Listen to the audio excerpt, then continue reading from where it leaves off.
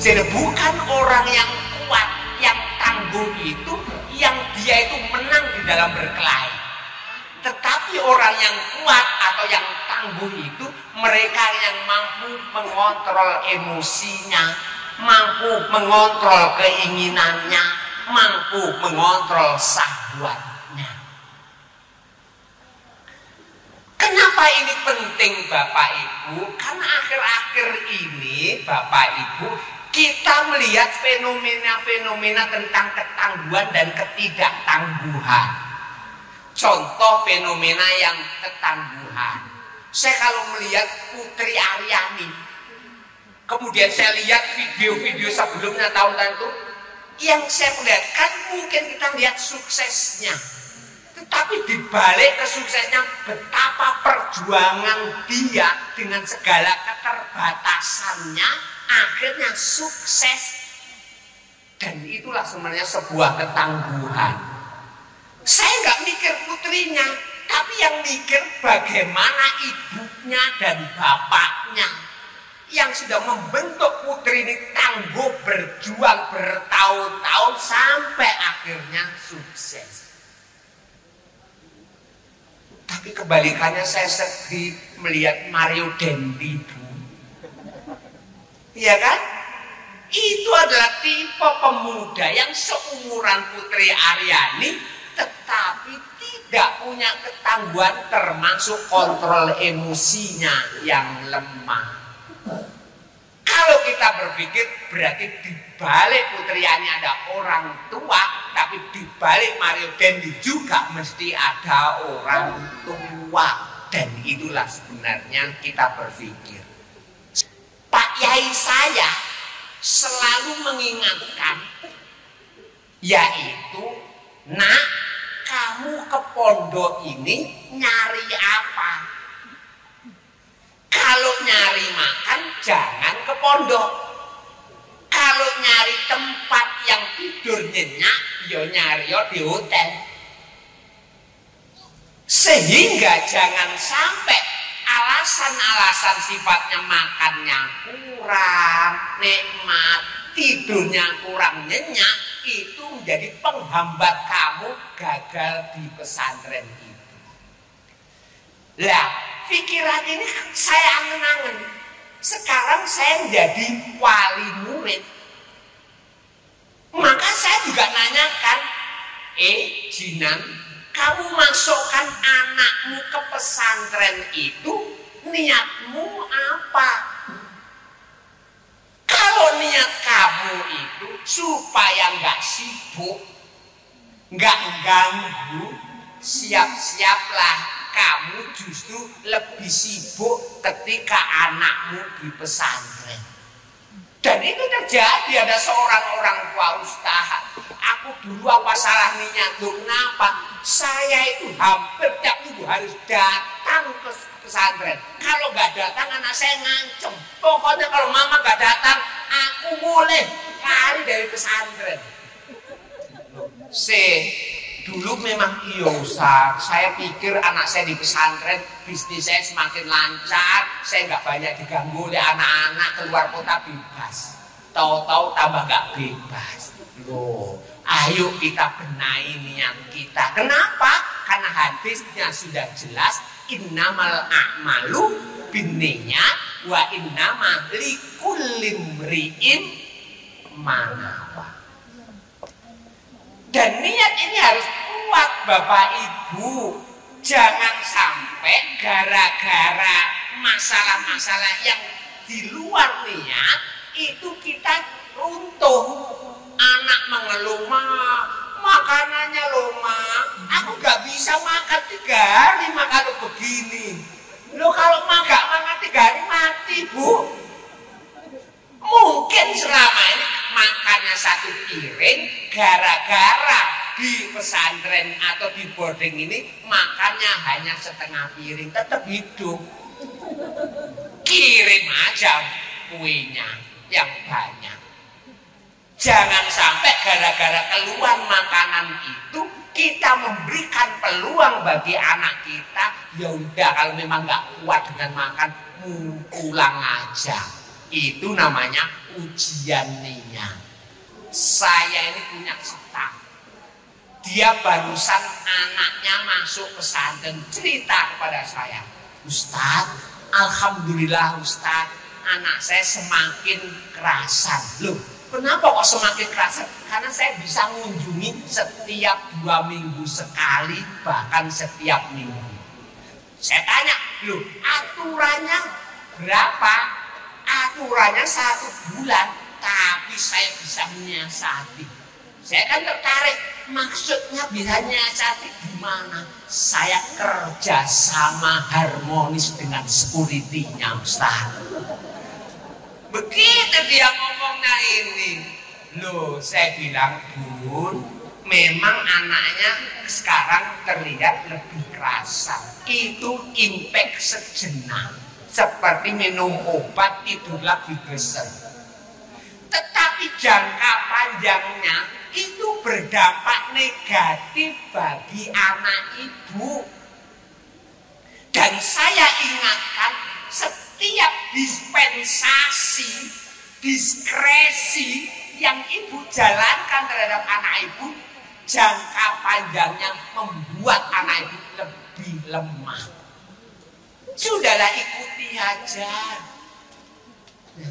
Ikuti saja aturannya, 1 bulan sekali, ya sudah 1 bulan sekali, nikmati.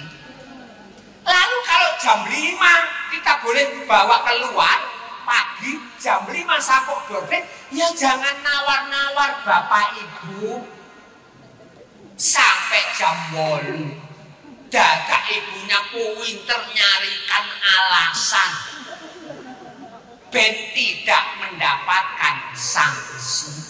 Alasan itu lebih luas, Bu. Yang namanya alas, betul? Luas, gak bisa diselesaikan. Maka seperti itu adalah sikap-sikap yang kurang bijak. Oh, kita sedang mengajari anak kita untuk melanggar tapi legal. Maksudnya apa melanggar legal? Gak dapat sanksi, kalau dibawa ke persidangan gak ada hukumnya. Kok dadak anak saya ini tipenya anak yang cool and calm, gak suka telepon, sampai 5 bulan gak telepon. Saya ini betul-betul kangen. Karena kekangen, tak telepon direkturnya. Saya akrab, Ustaz, aku kangen. Loh, maksudnya apa? 5 bulan gak ditelepon, gak ketemu, gak ini di foto Ustaznya juga gak mau. Pokoknya saya ketemu, lu gak boleh loh Ustaz Jinan. Gimana supaya boleh? Begitu tak bilang. Wah, akhirnya diskusi gini aja Ustaz. Kak, saya kan gak nyaman juga toh. Ustaz bertamu ke rumah.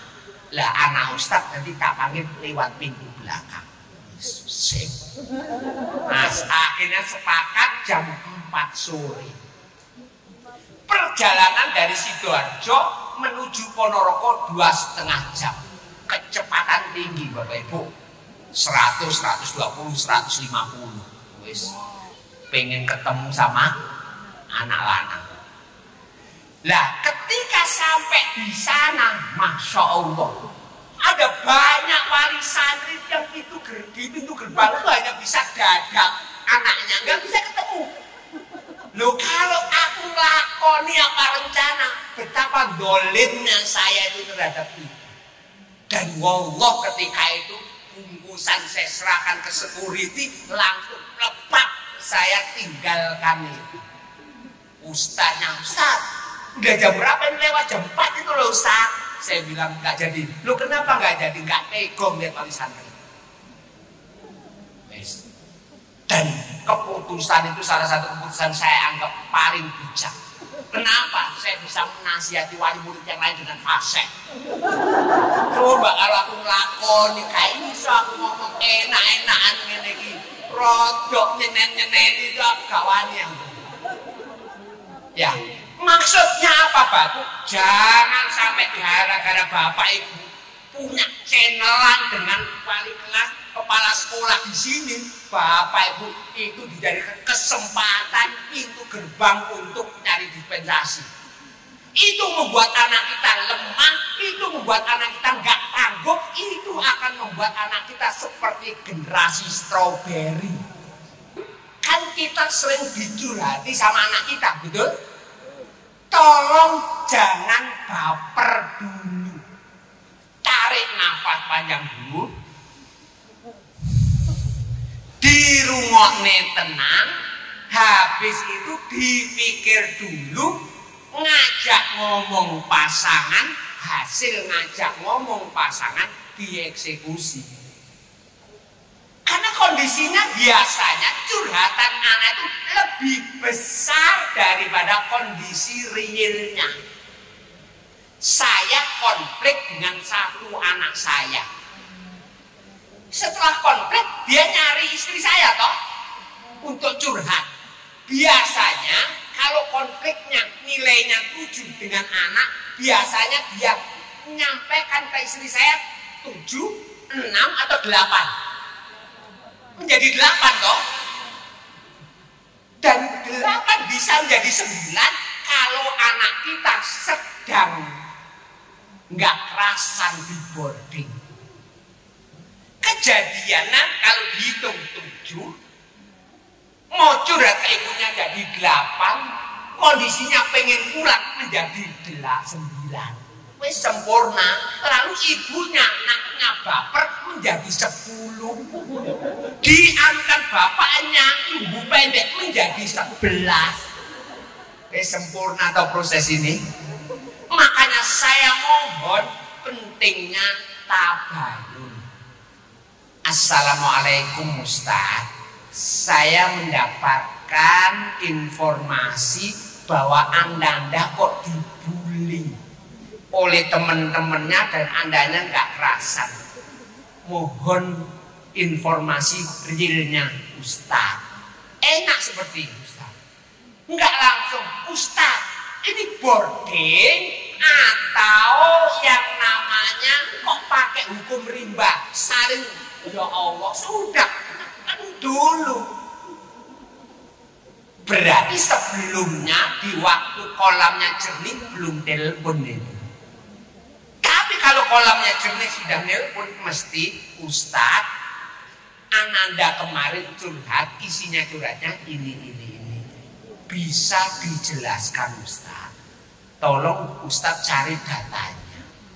Gitu. Nah setelah itu kan enak, Ustaznya juga gak tekan-tekan ini. Mau datang, Bunda, ini Ananda kondisi gini-gini. Lalu saya sudah ketemu sama Ananda dan ketemu secara teman-teman secara terpisah. Dan Alhamdulillah sekarang sudah enak. Kenapa? Karena adanya tabayun. Lah bijak di dalam memberi fasilitas. Apa maksudnya? Tidak semua permintaan anak harus dituruti. Saya mohon ini penting. Kenapa? Anak-anak yang selalu dituruti dan jarang ditolak, kontrol emosinya, kontrol keinginannya mesti lemah. Karena dia tidak punya pengalaman ditolak. Saya ngisi di Mojokerto. Setelah ngisi parenting, ada seorang ibu datang. Ustaz, anak saya kelas 2 SMP putri, minta sepeda motor. Ustaz, saya sama papanya diskusi, keputusannya belum. Karena fisik anaknya kecil, jarak rumah dan sekolahnya terlalu jauh. Malam itu kami panggil anak ini, saya sama suami mengutarakan. Apa reaksinya? Anak langsung kelihatan marah, merah, mukanya masuk ke kamar, keluar dari kamar membawa gunting dan ditaruh begini guntingnya di depan kami. Ya terpaksa Ustaz, kami harus membelikan. Timbangannya kelangan. Gimana Ustaz? Menurut Ustaz, saran Ustaz gimana? Saya tanya, Bun, ini anak tunggal loh, anak ibu satu-satunya. Loh, kok Ustaz tahu? Saya jawab, biasanya kelakuannya anak tunggal yang gitu. Tak bilang begitu. Anak tunggalnya nggak begitu, itu biasanya luar biasa. Iya Ustaz, ini anak tunggal saya. Lalu saya tanya, Bunda lebih sering nuruti keinginan anak atau lebih sering nolak keinginan anak? Jawabnya santai, Ustaz, lah wong saya ini kerja untuk anak. Ya tentu saya lebih sering nuruti keinginan anak. Apa maknanya? Anak-anak yang selalu dituruti dan jarang ditolak biasanya lemah di dalam kontrol emosi dan kontrol keinginan. Sedikit-dikit ngancem. Pokoknya mama gak datang ke pesantren, pulang aku gak mau ke boarding lagi.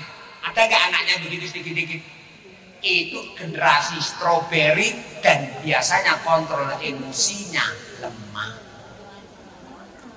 Nah itu bukan anak saja, ada orang tua yang izinkan anaknya Ustaz gini-gini. Loh ini waktunya 3 hari gak mungkin hanya 1 hari. Kalau Ustaz gak mengizinkan anak saya 3 hari untuk menghadiri pernikahan saudaranya, tak cabut anak saya. Itu orang tua. Berarti orang tua kontrol emosinya juga lemah. Sedikit-dikit apa? Ngancem. Loh wong tuane ngono, apa nek? Anake. Dan itu tipe-tipe yang anak dari kecil selalu dituruti dan akhirnya supaya dituruti maksa ngancem. Ayo, waduh, Sajinan sedang nyinggung aku kira yang lah itu ada loh, ada, tapi tidak di sini saya dengar, di boarding lain. Terus gimana saran Ustaz? Suruh ngambil aja anaknya. Lah setelah suruh ngambil bingung sendiri jane. Itu kalau bahasa Jawa gedak kayak paham gedak, ngancem-ngancem. Kenapa? Ya sudah, jangan sedikit-dikit bahwa kalau nggak bisa 3 hari ya sudah, tak ambil anakku. Monggo Pak, panjenengan ambil aja. Begitu kalau saya. Ya.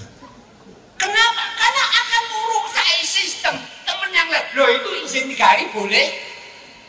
Yang lain boleh, itu izin 3 hari boleh. Akhirnya sistem di boarding itu rusak gara-gara banyak orang tua karena kedudukan tertentu selalu pakai ngancem-ngancem. Kita ini negara sedang ngancem-ngancem di mana yang namanya aturan hukum gak jelas sedikit. Siapa yang paling viral, maka dia yang paling menang. Masa kita bawa ke pesantren, ke lembaga pendidikan anak kita? Nggak mungkin. Dan kita harus menyadari ini. Dan itulah sebenarnya ingin anak kita tangguh ya harus, tidak ya tidak, ya ya. Dan ketegasan nggak mesti dengan kekerasan, tapi sikap kita, keputusan kita yang jelas itu sudah cukup. Oke. Biasanya SMP kalau dimasukkan boarding di asrama agak berat. Tapi kok lama-lama gara-gara ketemu sama temennya kerasan. Masalahnya di mamanya. Waktu makan, Pak, aku gak enak makan. Lu nyampo, anakku eling anak. Lu anaknya santai gara-gara di batin, di mana hubungan antara ibu dan anak ini dekat. Waktu makan dek ingat ibu. Nah, wes makan. Habis itu tidur, Pak, gak iso turu. Lah kenapa?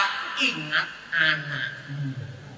Akhirnya orang tuanya batin karena nggak tega dimikirkan bahwa di boarding ini anak sengsara ini. Akhirnya anak yang awalnya sudah kerasan 1 bulan, 2 bulan, bulan ke-4 nggak kerasan karena di batin orang tuanya nggak tega. Maka saya mohon Bapak Ibu harus tega. Clear ya Bapak Ibu? Ojo dibatin, kasihan anak. Yang kedua, ikhlas. Maksudnya apa? Ya ikhlas menyerahkan anaknya, dididik. Ikhlas bahwa anaknya enggak makan seenak di rumah. Ikhlas bahwa anaknya tidurnya sampai malam, dibangunkan jam 1:30 4 itu harus ikhlas kita. Kadang-kadang orang tua itu, loh kalau anak begitu gimana kesehatannya? Insya Allah sudah dipertimbangkan Bapak Ibu. Ya, ikhlas. Yang ketiga, tawakal. Datang teman saya curhat, Ustadz, anakku ada masalah di pesantren gini. Ketika saya dapat curhatan, itu langsung saya iling 4 anak saya di pesantren. Tuh, dia anak 1 aja kena masalah, berarti 4 probabilitas 4 kali lipat toh. Pikirnya begitu loh. Itu pikirannya nggak tawakal. Paham ya? Dia punya anak 1 di pesantren, kok dapat masalah. Loh saya 4, berarti mikirnya 4 kali probabilitasnya lebih tinggi toh. Dan kalau saya mikir itu nggak tawakal, justru membuat saya stres. Apa yang saya lakukan? Insya Allah semuanya saya serahkan pada Allah. Yang saya lakukan tunggu setiap habis sholat. Insya Allah dan alhamdulillah 4-nya lancar sampai lulus. Yo ono variabelnya sing digundul, ono variabelnya sing lari keliling lapangan, ono ceritane. Tapi toh akhirnya husnul khotimah selesai sampai pesantren 3. Yang 2 masih proses, Bu, tolong doakan ya sampai lulus. Apa maksudnya ikhtiar itu Bapak Ibu? Yang berjuang bukan hanya anak, tetapi orang tua. Bantu anak kita di boarding itu dengan sholat malam kita, dengan puasa kita, dengan sodakoh kita, dengan berbuat baik, dan semuanya diberikan untuk anak di kata pesantren. Insya Allah anak lancar, nggak ada masalah. Dan itu adalah ikhtiar kita. Bapak Ibu harus membedakan rumah dan boarding. Kalau nggak membedakan, Bapak Ibu kecewa. Loh, anakku katanya di boarding rajin, sholatnya jamaah sop pertama, kok di rumah turu terus, kok main handphone terus. Ini di mana pendidikan boarding ini? Betul Bapak Ibu? Itu yang salah siapa? Kita yang nggak paham bahwa anak rajin di boarding, 1 karena pengaruh wali asramanya, karena pengaruh temen-temennya, karena nggak banyak gangguan di luar itu selama di boarding, sehingga ketika di boarding rajin. Tetapi ketika di rumah nggak ada wali asrama, nggak ada teman, banyak gangguan. Betul Bapak Ibu? Maka caranya Bapak Ibu 1, kondisikan di rumah selama anak mulai itu seperti di boarding. Bapaknya jadi wali asrama, ibunya jadi temannya, handphonenya yang mengganggu dibatasi dengan jadwal-jadwal tertentu. Karena apa? Karena anak itu taat di pondok, di boarding masih faktor eksternal, belum masuk faktor internal dorongannya. Karena kalau dorongan internal itu hidayah. Jelas Bapak Ibu? Maka mulai saat ini jangan biarkan anak-anak kita mulai, apalagi kita mikirnya nomor 2 ini berlama-lama, dan nomor 3 membiarkan anak beraktivitas apapun. Mesak nih, di boarding sudah kerja keras, di rumah biar istirahat total. Jelas? Nggak boleh. Ibu masak, lu anaknya sampingnya itu sedang main handphone, Lalu ibu ngomong, "Loh, kok anakku nggak peduli aku masak? Kok saya dia handphonean? Kok nggak punya inisiatif untuk bantu?" Saya katakan, yang salah ibu. Apa katakan? Nah, handphonenya sebentar, nak. Ayo bantu mah. Bapak nyuci mobil, lo anaknya di teras, luntungan megang handphone. Lalu bapaknya baper, "Ya Allah, gagal coding ini didik anakku.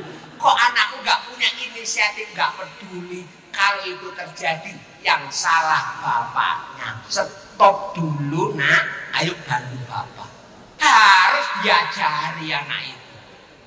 Sampai ketika bertamu, anaknya megang handphone, lalu gak ini. Ingat, waktu bertamu, handphone di dalam mobil. Itu harus diajari, karena anak selama di pesantren, di boarding, titik-titik itu belum diajarkan, kita mengajarkan. Dan seluruh tanggung jawab anak ketika pulang kembali kepada diri kita. Ojo waktu 3 minggu ini seluruh pendidikan boarding rusak di rumah. Dan itu terjadi. Kita terima lagi, ambil cuti pada waktu hari-hari ini, fokus kepada anak, bagaimana mendampingi anak di rumah. Jadinya kalau anak saya pulang dari pesantren jam 10 pagi, Pak, sampai rumah tak suruh ngasih makanan ben kenyang. Sampai dulu habis asar baru saya ajak ngomong. "Leh, apa target kamu selama liburan 1 bulan ini?" "Bukan target saya, Bu. Target pesantren saya." "Ya wis podo ae pesantren kamu. Tahfidznya ini, murojaahnya ini. Oke, ada lagi enggak silaturahmi ke tokoh? Oke, ada lagi enggak? Cukup. Oke, ada enggak kamu ingin membantu bapak ibu di rumah? Abi yang mau minum. Apa ya coba kalau perhatikan apa yang bisa kamu bantu bapak?" Harus nulis, tak tulis ya. Apa yang kamu minum? Itu harus jelas di awal. Sekarang jadwal handphonemu. Ayo kapan? Jadwal tidurmu kapan? Itu harus sepakati di awal, jangan nunggu hari kedua. Itu hari pertama setelah makan kenyang. Jadi ngasih peraturan itu ben mangan kenyang, mikirnya gak kritis lagi kalau sudah kenyang itu. Ya, dan itu disepakati. Saya mohon bapaknya harus nunggu kesepakatan, ibunya moderatornya. Bapaknya gimana Pak, pasti setuju mah. Ngono tok ibunya. Kalau yang ini setuju. Ngono tok bapak kalau mantu-mantu, ibunya yang tulis. Dan itu menjadi kesepakatan. Baru gitu anak kita ini. Clear ya Bapak Ibu ya? Kesepakatan, sholat jamaahnya tetap, tilawahnya, murojaah, handphonenya. Jadwal tidurnya. Terakhir Bapak Ibu, tentang handphone dan situs minimal 2. Game kekerasan dan game pornografi. Saya ingatkan, anak-anak kita selama liburan nggak boleh terpapar. Itu berarti handphonenya harus sering diperiksa.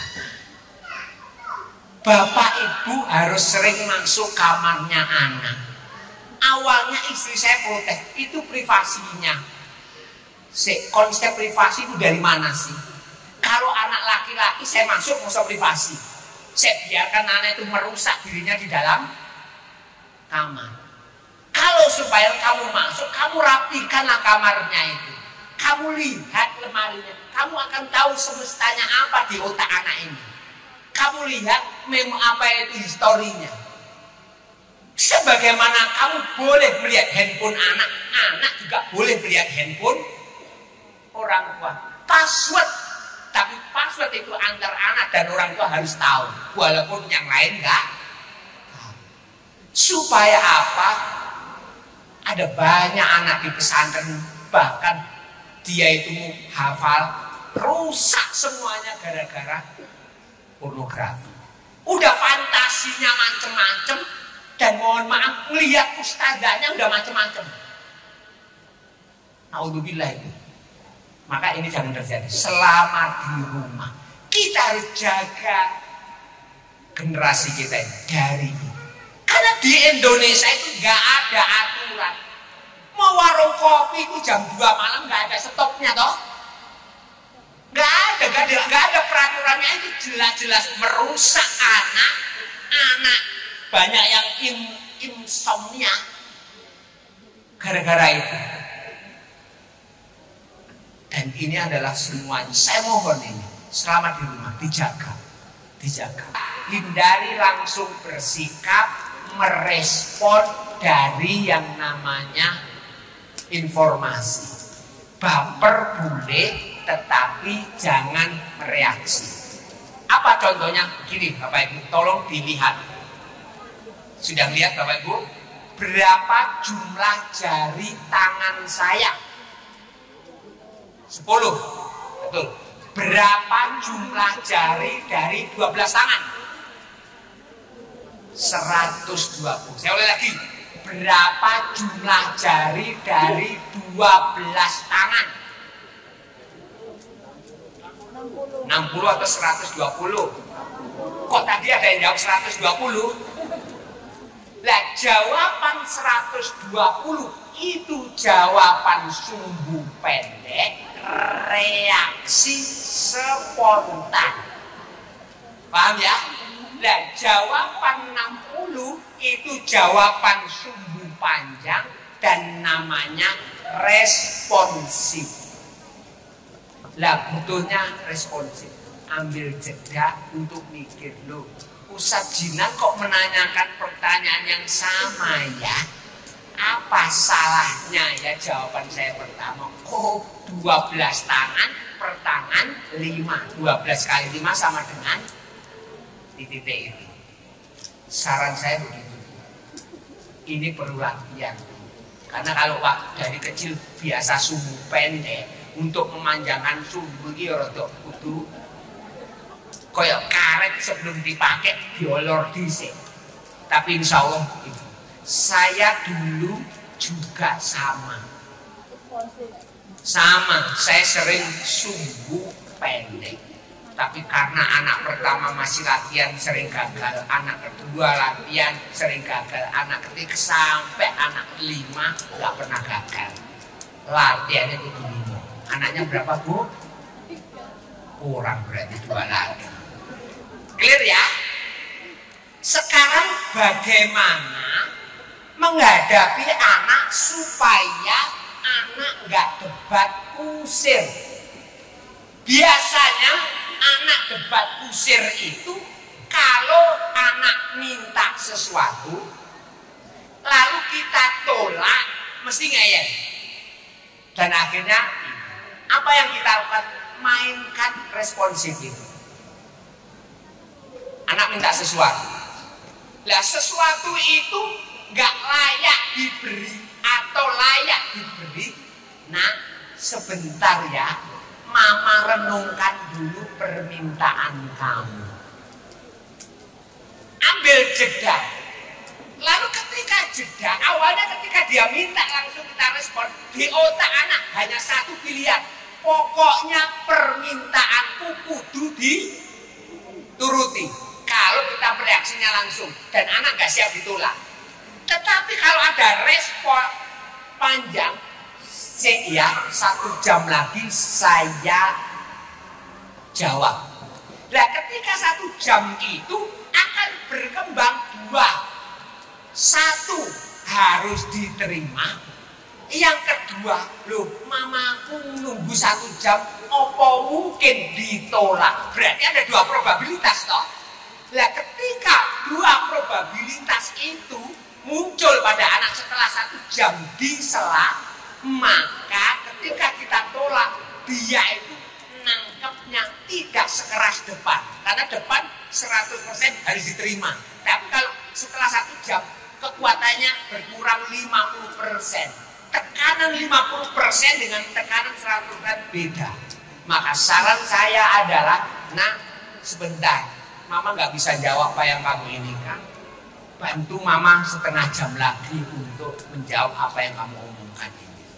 Nah di titik setengah jam itu ada waktu kita berpikir dengan tenang, apa jawabannya, apa keputusannya, dan anak juga nanti ada dua probabilitas yang harus siap diterima, dan insya Allah ketika ditolak tekanannya kepada kita hanya 50%. Bisa ibunda lakukan itu? Insya Allah ya. Dan saran saya supaya lebih selamat lagi, tolong baca buku saya, judulnya Alhamdulillah Anakku Nakal, supaya kesabaran kita meningkat insya Allah, untuk siap merespon tidak sungguh